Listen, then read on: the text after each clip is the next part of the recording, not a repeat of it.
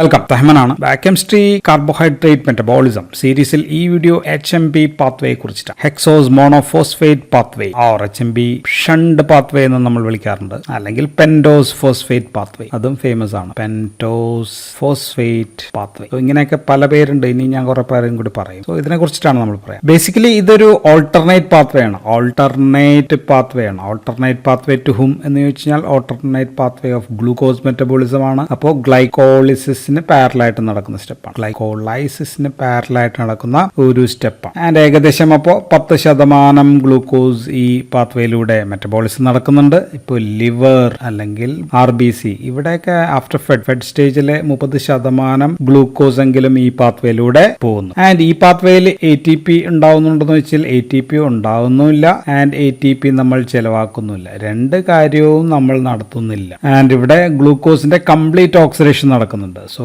Complete oxidation നടക്കുന്ന ഒരു pathway ആണ് ഇത്. ആൻഡ് ഇവിടെ കാർബൺ ചെയിന്റെ ഡീഗ്രഡേഷൻ അത് ഒറ്റയടിക്കല്ല, അത് നടക്കുന്നത് ഒരു സമയം ഒരു carbon. So one carbon at A time എന്നുള്ള രീതിയിലാണ് ഈ സംഭവം ഇവിടെ നടക്കുന്നത്. നടക്കുന്ന സ്ഥലം സെയിം തന്നെയാണ്, സെല്ലിനകത്ത് സൈറ്റോസോളിൽ തന്നെയാണ് നടക്കുന്നത്. So it's happening inside the cytosol. അപ്പൊ ATP ഉണ്ടാക്കുന്നില്ല അല്ലെങ്കിൽ ചിലവാക്കുന്നില്ല എന്ന് നമ്മൾ പറഞ്ഞു. അപ്പൊ പിന്നെ എന്തിനാണ് കഷ്ടപ്പെട്ട് ബുദ്ധിമുട്ട് ഇത് ചെയ്യുന്നതെന്ന് വെച്ചാൽ പല സംഭവങ്ങൾ ഉണ്ടാക്കിയെടുക്കാനായിട്ടുള്ളത്. സോ ഈ പാത്വേ അപ്പോൾ കുറച്ച് അനബോളിക് ആണെന്ന് പറയാം, അല്ലെങ്കിൽ ചില സാധനങ്ങളൊക്കെ ഈ വഴി ഉണ്ടായിരുന്നുണ്ട് എന്നുള്ളത് എൻ്റെ ഇമ്പോർട്ടൻസ്. ആൻഡ് ഇതിന് വേറെയും ഒരുപാട് പേരുകളുണ്ടെന്ന് ഞാൻ പറഞ്ഞു. ആ പേരുകളൊന്ന് പറഞ്ഞു പോയേക്കാം. HMP ഷണ്ട് എന്ന് പറയാൻ കാരണം എന്താ? ഷണ്ട് എന്ന് പറയുമ്പോൾ ഒരു ഭാഗത്തു നിന്ന് മറ്റൊരു ഭാഗത്തേക്ക് ഇങ്ങോട്ട് മാറ്റുക എന്നുള്ളതാണ്, അല്ലെ? ഗ്ലൈക്കോളിസിസിൽ നിന്നാണ് അപ്പോൾ ഷണ്ട് ചെയ്യുക. ഗ്ലൈക്കോളിസിസിൽ നിന്ന് നമ്മൾ ഷണ്ട് ചെയ്ത് ഈ പാത്വേയിലേക്ക് വിടുന്നതുകൊണ്ടാണ്, മറ്റൊരു പാത്വേ ആവുന്നതുകൊണ്ടാണ് ഷണ്ട് എന്നുള്ള വാക്ക് നമ്മൾ ഉപയോഗിക്കുക. ആൻഡ് HMPക്ക് ഹെക്സോസ് എന്നാണ് വിളിക്കുക. ഹെക്സോസ്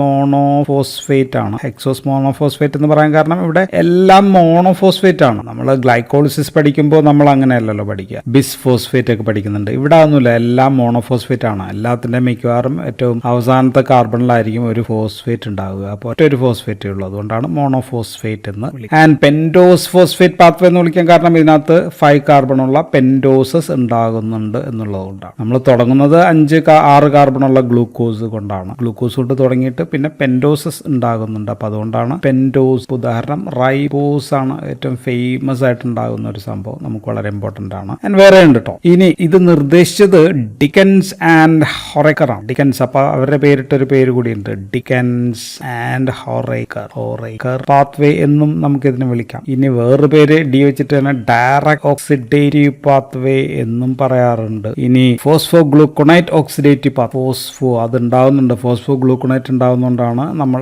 അങ്ങനെ പേര് കൊടുക്കുക, ഫോസ്ഫോഗ്ലൂക്കോണേറ്റ് ഓക്സിഡേറ്റീവ് പാത്വേ എന്ന് വിളിക്കാറുണ്ട്. സോ എന്ത് പറഞ്ഞാലും ഇത് ഒരേ സംഭവം തന്നെയാണ്. HMP ഷണ്ട് എന്നും പെൻറ്റോസ് ഫോസ്ഫേറ്റ് പാത്വേ എന്നായിരിക്കും നമ്മൾ സാധാരണ എപ്പോഴും വിളിക്കുക. ഇനി ഇതിന്റെ സിഗ്നിഫിക്കൻസ് ഞാൻ ഈ പാത്വേ പറഞ്ഞു പോകുമ്പോൾ ലാസ്റ്റ് ആയിട്ട് പറഞ്ഞു, അല്ലെങ്കിൽ പാത്വേ മനസ്സിലാകുമ്പോൾ തന്നെ അതിന്റെ സിഗ്നിഫിക്കൻസ് നിങ്ങൾക്ക് സ്വയം മനസ്സിലാകും. അപ്പൊ ഞാൻ ഇടയ്ക്കായിരിക്കും പറയാം. സോ ഈ പാത്വേക്ക് 2 ഫേസസ് ഉണ്ട് ഈ HMP shunt or pentose phosphate പാത്വേക്ക്. ആദ്യത്തെ ഫേസ് എന്ന് പറയുന്നത് ഓക്സിഡേറ്റീവ് ഫേസ് ആണ്. ഓക്സിഡേറ്റീവ് ഫേസിൽ 3 റിയാക്ഷൻസ് ആണ്. ആൻഡ് ഇതിൽ 6 കാർബണുള്ള നമ്മുടെ ഗ്ലൂക്കോസ് 6 ഫോസ്ഫേറ്റ് ആണ്. ഗ്ലൂക്കോസ് 6 ഫോസ്ഫേറ്റിനെ നമ്മൾ 3 റിയാക്ഷൻസ് കഴിയുമ്പോഴത്തേക്ക് 5 കാർബണുള്ള റിബുലോസ് 5 ഫോസ്ഫേറ്റ് ആക്കി മാറ്റുകയാണ്. അപ്പൊ ഇതാണ് സംഭവം നടക്കുക ഫസ്റ്റ് പാത്വേ. അപ്പൊ ഉണ്ടാകുന്നത് ഒരു കാർബൺ ഡൈ ഓക്സൈഡ് പുറത്തു വരുന്നുണ്ട്, ആൻഡ് 2 NADPH കൂടി ഉണ്ടാവുന്നുണ്ട്. ആൻഡ് ഈ ഓക്സിഡേറ്റീവ് ഫേസ് മിക്കവാറും എല്ലാ സെല്ലുകളിലും നടക്കുന്ന ഫേസാണ്. സോ ഓക്സിഡേറ്റീവ് ഫേസ് എല്ലാ സെല്ലുകളിലും നടക്കും. ഇപ്പോൾ ലിവറിൽ നടക്കാം, ദെൻ അഡ്രീനൽ ഗ്ലാൻസിൽ നടക്കാം, അഡ്രീനൽ മെഡുലയിൽ നടക്കാം, ടെസ്റ്റിസിൽ നടക്കാം,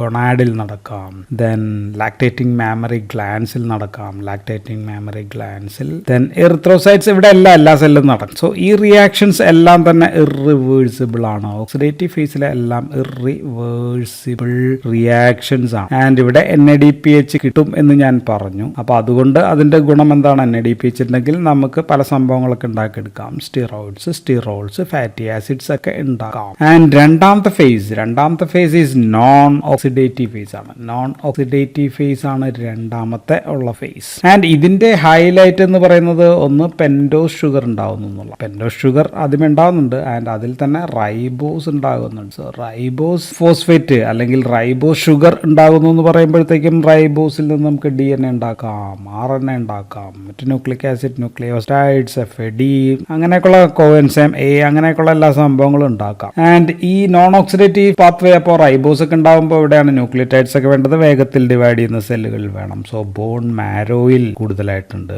സ്കിൻ എപ്പോഴും മാറി മാറി വരികയാണ്. ദെൻ ഇൻഡസ്റ്റൈനൽ മ്യൂക്കോസെല്ലും ടേൺ ഓവറുള്ള സ്ഥലമാണ്, അവിടെ നടക്കുന്നുണ്ട്. സോ ഇങ്ങനെയൊക്കെയുള്ള സ്ഥലങ്ങളിൽ ഇത് കൂടുതലായിട്ട് നടക്കുന്നുണ്ട്. മറ്റ് ഈ സംഭവങ്ങളിലൊക്കെ നടക്കുന്നുണ്ട്. ആൻഡ് ഇവിടെ റിബുലോസിൽ നിന്ന് ഏത് സെല്ലിലാണോ എന്താണോ വേണ്ടത് അത് ഉണ്ടാക്കിയെടുക്കാൻ പറ്റുന്ന രീതിയിലായിട്ടുള്ള ഫ്ലെക്സിബിൾ ആയിട്ടുള്ള ഒരു പാത്വേ ആണത്.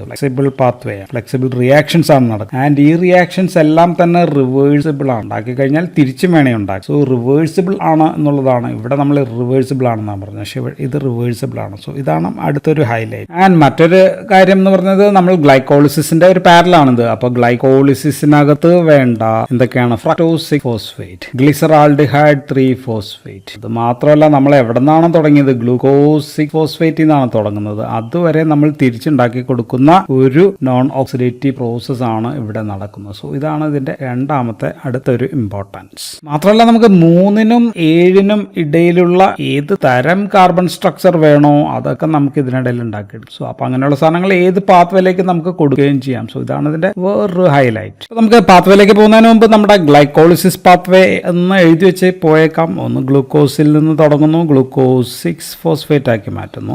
അതിനുശേഷം അതിനെ ഫ്രക്ടോസ് 6 ഫോസ്ഫേറ്റ് ആക്കിയാണ് മാറ്റുക. ദെൻ ഫ്രക്ടോസ് 6 ഫോസ്ഫേറ്റിനെ ഫ്രക്ടോസിലെ 1,6 ബിസ് ഫോസ്ഫേറ്റ് ആക്കി മാറ്റുന്നുണ്ട്. ദെൻ അതിനെ നമുക്ക് രണ്ട് സംഭവമാക്കാം. ഒന്ന് DHAP ആണ്, രണ്ടാമത്തത് ഗ്ലിസറാൾഡിഹൈഡ് 3 ഫോസ്ഫേറ്റ് ആണ്. ആൻഡ് ഇത് രണ്ടും അങ്ങോട്ടും ഇങ്ങോട്ടും നമുക്ക് ഇന്റർ കൺവേർഷൻ നടത്താനും. അപ്പം അതിന്റെ അർത്ഥം ഇത് രണ്ടെണ്ണം ഉണ്ടായി എന്ന് കൂട്ടിക്കഴിഞ്ഞാൽ ഇതിൽ നിന്ന് നമുക്ക് 1,3 ബിസ് ഫോസ്ഫോഗ്ലിസറേറ്റ് നമുക്ക് ഉണ്ടാക്കിയെടുക്കാം. ദെൻ അതിൽ നിന്ന് 3 ഫോസ്ഫോഗ്ലിസറേറ്റ് നമുക്ക് ഉണ്ടാക്കിയെടുക്കാം. ദെൻ അതിൽ നിന്ന് 2 ഫോസ്ഫോഗ്ലിസറേറ്റ് നമുക്ക് ഉണ്ടാക്കിയെടുക്കാം. ദെൻ അതിൽ നിന്ന് ഫോസ്ഫോ ഇനോൾ പൈറുവേറ്റ് നമ്മൾ ഉണ്ടാക്കും. ദെൻ അവസാനം നമ്മൾ പൈറുവേറ്റ് അതിനകത്തേക്കാണ് പോവുക. സോ അപ്പോൾ ഈ സ്റ്റെപ്പിൽ മൊത്തം നമുക്ക് ടോട്ടൽ നെറ്റ് ലാഭം എന്ന് പറയുന്നത് 2 ATP ആണ്. കുറച്ച് അങ്ങോട്ട് കൊടുക്കുന്നുണ്ട്, 4 അങ്ങോട്ടൊക്കെ ഉണ്ടാക്കുകയും ചെയ്യുന്നുണ്ട്. 2 നമുക്ക് നെറ്റ് ATP ലാഭം. പിന്നെ നമുക്ക് പെൻഡോസ് ഫോസ്ഫേറ്റ് പാത്വേ നോക്കി കഴിഞ്ഞാൽ നമ്മുടെ തുടക്കം ഇവിടുന്നാണ്. ഗ്ലൂക്കോസ് 6 ഫോസ്ഫേറ്റിൽ നിന്ന് തുടങ്ങുന്നു. സോ ഫസ്റ്റ് 3 സ്റ്റെപ്പ് നമ്മൾ പറഞ്ഞു ഓക്സിഡേറ്റീവ് ഫേസ് ആണ് നമ്മൾ പറഞ്ഞു. അതിലെ ഫസ്റ്റ് ഫേസ് ആണ് ഓക്സിഡേറ്റീവ് ഫേസ് എന്ന് വെച്ചാൽ ഹൈഡ്രജനെ മാറ്റുകയാണ്. സോ ഫസ്റ്റ് സ്റ്റെപ്പിൽ നമ്മൾ ഗ്ലൂക്കോസ് 6 ഫോസ്ഫേറ്റിനെ നമ്മൾ മാറ്റുന്നത് 6 കാർബൺ തന്നെയുള്ള. സോ ഇത് 6 കാർബൺ ഉണ്ട്. അപ്പോൾ നമ്മൾ വീണ്ടും 6 കാർബൺ തന്നെയുള്ള 6 ഫോസ്ഫോ, 6ാമത്തെ പൊസിഷനിൽ തന്നെയാണ് ഫോസ്ഫോ ഉള്ളത്. 6 ഫോസ്ഫോ ഗ്ലൂക്കോണോ ഉണ്ട്. ദെൻ ലാക്ടോൺ ആക്കിയാണ് മാറ്റുക. And this step is the rate limiting step. ഇതാണ് റേറ്റ് ലിമിറ്റിംഗ് സ്റ്റെപ്പ് എന്ന് പറയുന്നത് ഇതാണ്. ആൻഡ് ഇവിടെ ഇപ്പോൾ വേണ്ടത് ഡീഹൈഡ്രോജിനേസ് ആണ് നടക്കുന്നത്. അപ്പോൾ എൻസൈം വേണ്ടത് ഗ്ലൂക്കോസ് 6 ഫോസ്ഫേറ്റ് ഡീഹൈഡ്രോജിനേസ് ആണ് നടക്കുന്നത്. നമുക്ക് കോ എൻസൈം ആയിട്ട് NADP+ നമ്മൾ കൊടുക്കണം. മഗ്നീഷ്യവും വേണം. അപ്പോൾ നമുക്ക് കിട്ടുന്നത് NADPH നമുക്ക് കിട്ടും. പ്ലസ് അതിന്റെ കൂടെ H+ കൂടി നമുക്ക് കിട്ടും. ഈ സ്റ്റെപ്പിലെ എൻസൈം ഇമ്പോർട്ടന്റ് ആണ്. അതിന്റെ ഡെഫിഷ്യൻസി വന്നു കഴിഞ്ഞാൽ ഹിമോലിസിസ് ഒക്കെ ഉണ്ടാകാം. ലാസ്റ്റ് പറയാം. അപ്പൊ നമുക്ക് കിട്ടിയത് 6 ഫോസ്ഫോ ഗ്ലൂക്കോണോ ലാക്ടോൺ ആണ് നമുക്ക് കിട്ടിയത്. അപ്പൊ ഇതിനെ നമ്മൾ ഇതിനകത്തേക്ക് ഒരു വാട്ടർ അങ്ങോട്ടേക്ക് ആഡ് ചെയ്ത് കഴിഞ്ഞാൽ ഒരു H+ പുറത്തേക്ക് പോയി കഴിഞ്ഞാൽ അപ്പോൾ വാട്ടർ ആഡ് ചെയ്യുമ്പോൾ ദിസ് ഈസ് ഹൈഡ്രോലിസിസ് ആണ് എന്ന് നമുക്ക് മനസ്സിലായി. വേണ്ട എൻസൈം അപ്പൊ അത് തന്നെ ഗ്ലൂക്കോണോ ലാക്ടോൺ തന്നെ എഴുതാം. അതിനെ ഹൈഡ്രോലൈസ് ചെയ്യണം. ഹൈഡ്രോലൈസ് ആണ് ഇതിന്റെ എൻസൈം, ഹൈഡ്രോലൈസ് ആണ് ഇതിന്റെ എൻസൈം. അപ്പൊ കിട്ടുക 6 ഫോസ്ഫോ തന്നെയാണ്. 6 ഫോസ്ഫോ ഗ്ലൂക്കോണേറ്റ് ആണ്. അപ്പൊ ലാക്ടോൺ നമ്മൾ അവിടെ നിന്ന് കളഞ്ഞു. അപ്പൊ ഇതിനും 6 കാർബൺ ആണ്. അപ്പോൾ 6 കാർബണിൽ തുടങ്ങി ഇപ്പോഴും 6 കാർബണിലാണ് നമ്മൾ നിൽക്കുക. അപ്പൊ ഇനി ഈ 6 ഫോസ്ഫോ ഗ്ലൂക്കോണേറ്റിനെ നമ്മൾ വീണ്ടും ഡീഹൈഡ്രോജിനേഷൻ ആണ് നടത്തുക. ഡീഹൈഡ്രോജിനേഷൻ നടത്തുകയാണ്. അപ്പൊ എന്തായിരിക്കും എൻസൈം വേണ്ടത്? അപ്പൊ എൻസൈം വേണ്ടത് ഫോസ്ഫോ ഗ്ലൂക്കോണേറ്റ് ഡീഹൈഡ്രോജിനേസ് എന്ന് പറയുന്ന എൻസൈം ആയിരിക്കും നമ്മൾ ഉപയോഗിക്കുക. ഡീഹൈഡ്രോജിനേസ് നമ്മൾ എന്ത് കോ എൻസൈം ആണ് കൊടുത്തത്? NADP+ കൊടുത്തു. അപ്പോൾ അത് നമുക്ക് NADPH നമുക്ക് കിട്ടി, +H+ കിട്ടി. അതിന്റെ കൂടെ നമുക്ക് വേറെ സാധനം കൂടി കിട്ടുന്നുണ്ട്, കാർബൺ ഡയോക്സൈഡ് കൂടി കിട്ടുന്നു. സോ ഈ സ്ട്രക്ചറിലെ 6 കാർബണിലെ ആദ്യത്തെ കാർബൺ ആണ് ഇപ്പോൾ ഈ കാർബൺ ഡയോക്സൈഡ് പോലെ ആവിയായിട്ട് അങ്ങ് പോകും. അപ്പൊ നമുക്ക് കിട്ടുന്ന ഇതിന്റെ പ്രൊഡക്റ്റിൽ 5 കാർബണേ ഉണ്ടാവുകയുള്ളൂ. 5 കാർബൺ ഉള്ള പ്രൊഡക്റ്റിന്റെ പേര് റിബുലോസ് എന്നാണ്. റിബുലോസ് 5-ഫോസ്ഫേറ്റ് ആണ് നമുക്ക് കിട്ടുക. സോ ഇപ്പോൾ നമ്മൾ 6 കാർബണിൽ തുടങ്ങി ഇപ്പോൾ 5 കാർബൺ ഉള്ള സംഭവത്തിലേക്കായി. ഒരെണ്ണം കാർബൺ ഡൈ ഓക്സൈഡ് ആയിട്ട് പോയി കഴിഞ്ഞു. സോ ഇതാണ് 5 കാർബൺ ഉള്ള പെൻറ്റോസ്. സോ അപ്പോൾ 3 റിയാക്ഷൻ നടന്നു. സോ ഫസ്റ്റ് സ്റ്റെപ്പിലെ എൻസൈം ദിസ് ഗ്ലൂക്കോസ് 6 ഫോസ്ഫോഡിഹൈഡ്രോജിനേസ് ആണ് regulatory enzyme. Rate limiting step ഇതാണെന്ന് ഞാൻ പറഞ്ഞു. സോ അപ്പോൾ NADPH കൂടുതലായിട്ട് ഉണ്ടായി കഴിഞ്ഞാൽ ഈ സ്റ്റെപ്പിനെ ഇൻഹിബിറ്റ് ചെയ്യാം. NADPHനെ തടയാൻ പറ്റും. ദെൻ വെൽ ഫെഡ് സ്റ്റേറ്റിലെ ഇൻസുലിൻ വന്നു കഴിഞ്ഞാൽ ഇൻസുലിന് ഇതിനെ സ്റ്റിമുലേറ്റ് കൂടി ചെയ്യാൻ പറ്റും എന്നോർത്ത്. സോ അപ്പോൾ ഈ സ്റ്റെപ്പിൽ ഈ ഓക്സിഡേറ്റീവ് ഫേസിൽ നമുക്ക് എന്തൊക്കെയാണ് കിട്ടിയെന്ന് വെച്ചാൽ ഇവിടെ ഒരു NADPH ഇവിടെ കിട്ടി, ഒരു NADPH ഇവിടെയും കിട്ടി. സോ 2 NADPH നമുക്ക് കിട്ടി എന്ന് നമ്മൾ ഓർത്ത് വയ്ക്കുക. ആൻഡ് ഇതാണ് ഇതിന്റെ ഹൈലൈറ്റ്. അപ്പൊ NADPH കൊണ്ടുള്ള ഗുണങ്ങൾ ഞാൻ പറയുന്നത് ഈ HMB പാത്വേ ഷണ്ടിന്റെ ഒരു സിഗ്നിഫിക്കൻസ് ആണ്. ബിക്കോസ് ഓഫ് ദിസ് NADPH മൂലമുള്ള സിഗ്നിഫിക്കൻസ് ഞാൻ ഇവിടെ പറയാണ്. ഒന്ന്, നമുക്ക് റിഡക്റ്റീവ് ബയോസിന്തസിസ് ഓഫ് ലിപ്പിഡ്സ് ഉണ്ടാക്കാനായിട്ട് പറ്റും. ഫാറ്റി ആസിഡ്സ് ഉണ്ടാക്കാം, കൊളസ്ട്രോൾ ഉണ്ടാക്കാം, സ്റ്റിറോയിഡ് ഹോർമോൺസ് ഉണ്ടാക്കാം, കാൽസിട്രയോൾ, അങ്ങനെയൊക്കെയുള്ള സംഭവങ്ങളെല്ലാം നമുക്ക് ഉണ്ടാക്കിയെടുക്കാനായിട്ട് NADPH നമുക്ക് ഇവിടുന്ന് കിട്ടുന്നുണ്ട്. 2, ഫ്രീ റാഡിക്കലിന്റെ സ്കാവെഞ്ചിങ് ചെയ്യാനായിട്ട് NADPH നമുക്ക് വേണം. മൂന്നാമത്തത് maintaining the integrity of RBC membrane. RBCയുടെ മെംബ്രെയിൻ്റെ ഇന്റഗ്രിറ്റി മെയിൻറ്റെയിൻ ചെയ്യാനായിട്ട് നമുക്ക് ഗ്ലൂട്ടത്തയോൺ റിഡക്ടേസിനെ നമ്മൾ റെഡ്യൂസ്ഡ് ആക്കി നിർത്താനായിട്ട്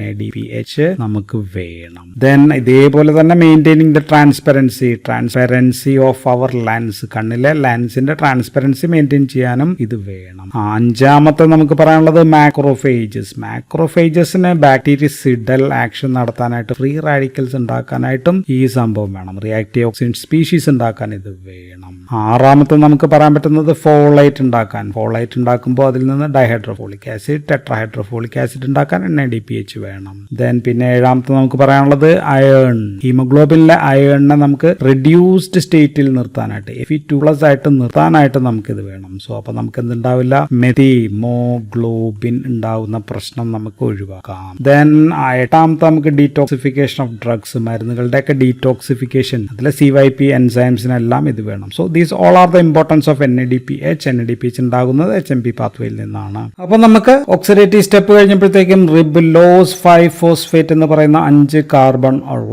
സ്ട്രക്ചർ കിട്ടി. അപ്പോൾ ഇനി നമ്മൾ നോൺ ഓക്സിഡേറ്റീവിലേക്ക് പോവുകയാണ്. നോൺ ഓക്സിഡേറ്റീവ് പാത്വേയിൽ റിബുലോസ് ഫോസ്ഫേറ്റിന് എന്ത് സംഭവിക്കും എന്ന് ചോദിച്ചു കഴിഞ്ഞാൽ ഇതിൽ 2 എൻസൈംസിന് പ്രവർത്തിക്കാം. ആൻഡ് റിബുലോസ് ഒരു കീറ്റോൺ ആണ് എന്ന് കൂടി ജസ്റ്റ് ഒന്ന് മനസ്സിലാക്കി വെച്ചേക്കുക. ആൻഡ് ഒരു എൻസൈം എന്ന് പറയുന്നത് എപ്പിമെറേസ് എന്ന് പറയുന്ന എൻസൈം പ്രവർത്തിച്ചു കഴിഞ്ഞാൽ ഉണ്ടാകുന്നത് സൈലുലോസ് ആണ്. സൈലുലോസ് 5-ഫോസ്ഫേറ്റ് നമുക്ക് കിട്ടും. ആൻഡ് ഇതും ഒരു കീറ്റോൺ തന്നെയാണ്. സോ ഇത് കീറ്റോൺ ആണ്, 5 കാർബൺ തന്നെ. ആൻഡ് ഇവിടെ വേറെ എൻസൈമിന് പ്രവർത്തിക്കാം. ആ എൻസൈമിന്റെ പേര് ഐസോമെറേസ് എന്ന് പറയുന്ന എൻസൈം പ്രവർത്തിച്ചു കഴിഞ്ഞാൽ ഉണ്ടാകുന്നത് വീണ്ടും 5 കാർബൺ തന്നെയുള്ള റൈബോസ് ആണ്. റൈബോസ് 5-ഫോസ്ഫേറ്റ് നമുക്ക് കിട്ടി. ഇതാണ് ഇതിന്റെ അടുത്ത സിഗ്നിഫിക്കൻസ്. റൈബോസ് കിട്ടിക്കഴിഞ്ഞാൽ റൈബോസിൽ നിന്ന് നമുക്ക് ന്യൂക്ലിക് ആസിഡ്സ് ഉണ്ടാക്കാം, ന്യൂക്ലിയോടൈഡ്സ് ഉണ്ടാക്കാം, അല്ലെ? അങ്ങനെയൊക്കെയുള്ള എല്ലാ സംഭവങ്ങൾ RNA, DNA, FAD ഇങ്ങനെയൊക്കെയുള്ള എല്ലാ സംഭവങ്ങളും നമുക്ക് ഉണ്ടാക്കിയെടുക്കാനായിട്ട് പറ്റും. So this is one significance of this pathway. അപ്പോൾ നമുക്ക് 4-മത്തെ റിയാക്ഷൻ കഴിഞ്ഞപ്പോഴത്തേക്ക് നമുക്ക് 2 പ്രൊഡക്റ്റ് കിട്ടി. 2-ലും 5 കാർബൺ ഉള്ള സംഭവങ്ങളാണ്. ആൻഡ് ഈ 2-ലും നമുക്ക് ആക്ട് ചെയ്യാൻ പറ്റിയ ഒരു എൻസൈം ഉണ്ട്. എൻസൈമിന്റെ പേര് ട്രാൻസ്കീറ്റോലേസ് എന്നാണ് അതിന്റെ പേര്. അതിനൊരു സഹായി വേണം. അതിന്റെ പേര് TPP എന്നാണ്. TPP is nothing but thiamine pyrophosphate ആണ്. ആൻഡ് ഈ ട്രാൻസ്കീറ്റോലേസിന്റെ പ്രത്യേകത എന്ന് വെച്ചാൽ ഇതിന് 2 കാർബണെ അടർത്തിയെടുക്കാൻ പറ്റും. ആൽഡോസിൽ നിന്ന് 2 കാർബൺ, ആൽഡോസ് എന്ന് പറയുമ്പോൾ റൈബോസിസ് ആൽഡോസ് ആണ്, അതിൽ നിന്ന് 2 കാർബണെ അടർത്താൻ പറ്റിക്കഴിഞ്ഞാൽ അപ്പോൾ 2 കാർബൺ ഇതിൽ നിന്ന് നഷ്ടപ്പെട്ടാൽ റൈബോസ് 5-ഫോസ്ഫേറ്റ് എന്താവും, അത് ഗ്ലിസറാൾഡിഹൈഡ് 3-ഫോസ്ഫേറ്റ് ആവും. ഗ്ലിസറാൾഡിഹൈഡ് 3-ഫോസ്ഫേറ്റിന് 3 കാർബണേ ഉള്ളൂ. ആൻഡ് അപ്പോൾ എടുത്ത 2 കാർബൺ എവിടെ കൊടുക്കും എന്ന് വെച്ചാൽ അത് സൈലുലോസിന് കൊടുത്തു കഴിഞ്ഞാൽ സൈലുലോസിന് അപ്പോൾ 5 കാർബൺ ആയിരുന്നു, 2 കൂടി ചേർന്ന് കഴിയുമ്പോൾ 7 കാർബൺ ഉള്ള സെഡോഹെപ്റ്റുലോസ് എന്ന് പറയുന്ന ഫോസ്ഫേറ്റ് നമുക്ക് കിട്ടും. സോ അപ്പോൾ ഇതിന് 7 കാർബൺ ഉണ്ട്, ഇതിന് 3 കാർബൺ, ഇതിന് 2 5. ഇതിൽ നിന്നാണ് നമ്മൾ 2 എടുത്തത്. സോ അപ്പോൾ ഇതിന് 2 കാർബൺ കുറഞ്ഞു, ഇതിന് 2 കാർബൺ കൂടി. അപ്പൊ ഇനി 6-മത്തെ സ്റ്റെപ്പിൽ ഇതിൽ 2-ലും പ്രവർത്തിക്കുന്ന വേറൊരു എൻസൈം ഉണ്ട്. ആ എൻസൈമിന്റെ പേര് ട്രാൻസ് തന്നെയാണ്. Transaldolase. ഇപ്പൊ കീറ്റോലേസ് അല്ല, ആൽഡോലേസ്. സോ ആൽഡോലേസിന് സഹായികൾ ആരും കോഎൻസൈംസ് ഒന്നും വേണ്ട. ആൻഡ് ഇവൻ 2 കാർബൺ ഇളക്കുകയാണെങ്കിൽ ഇവൻ അതിനേക്കാളും കൂടിയവനാണ്. ഇവൻ 3 കാർബൺ ഇളക്കി എടുക്കാൻ വിദഗ്ധനാണ്. അപ്പോൾ 3 കാർബൺ എവിടെ നിന്ന് എടുക്കും? സെഡോഹെപ്റ്റുലേസിന്റെ 7 ഇതിനകത്തിൽ നിന്ന് 3 കാർബൺ എടുത്ത് ഇങ്ങോട്ടേക്ക് കൊടുക്കാം. അപ്പോൾ സെഡോഹെപ്റ്റുലേസിന്റെ 7 നിന്ന് 3 പോയി കഴിഞ്ഞാൽ 4 ആകുമ്പോൾ അവന്റെ പേര് എറിത്രോസ് 4-ഫോസ്ഫേറ്റ് ആയിട്ട് മാറും. അപ്പൊ അവന് 4 കാർബൺ ആയി. ഈ 3 കാർബൺ ഗ്ലിസറാൾഡിഹൈഡ് 3-ഫോസ്ഫേറ്റിന് കൊടുത്തു കഴിഞ്ഞാൽ 3 + 3 അവൻ 6 ആകും. അവന്റെ പേര് അപ്പൊ ഫ്രക്ടോസ് 6-ഫോസ്ഫേറ്റ് ആയിട്ട്. ഇതാണ് അപ്പൊ നമ്മുടെ 6ാമത്തെ സ്റ്റെപ്പ്. അപ്പോൾ ഇത് 4 കാർബൺ ഉണ്ട്, ഇത് 6 കാർബൺ ഉള്ള സംഭവമായി. അപ്പൊ ഇനി വീണ്ടും ട്രാൻസ്കീറ്റോലേസ് ആക്ടിയാണ്. ട്രാൻസ്കീറ്റോലേസ് 2 കാർബൺ എടുക്കാന്ന് പറയുന്നു. അത് എടുക്കുന്നത് സൈലുലോസ്. സൈലുലോസിൽ 5 കാർബൺ ഉണ്ടായിരുന്നു, 2 കാർബൺ എടുത്തിട്ട് എറിത്രിലോസിന് കൊടുക്കുന്നു. അപ്പൊ എറിത്രിലോസ് 6 കാർബൺ ഉള്ള എന്താകും? ഫ്രക്ടോസ് 6-ഫോസ്ഫേറ്റ് ആയിട്ട് മാറും അല്ലെ. അപ്പൊ ഇതോ സൈലുലോസ് എന്തായിട്ട് മാറും? ഗ്ലിസറാൾഡിഹൈഡ് 3-ഫോസ്ഫേറ്റ് ആയിട്ട് മാറും. അപ്പൊ 3 കാർബൺ ഉള്ളതും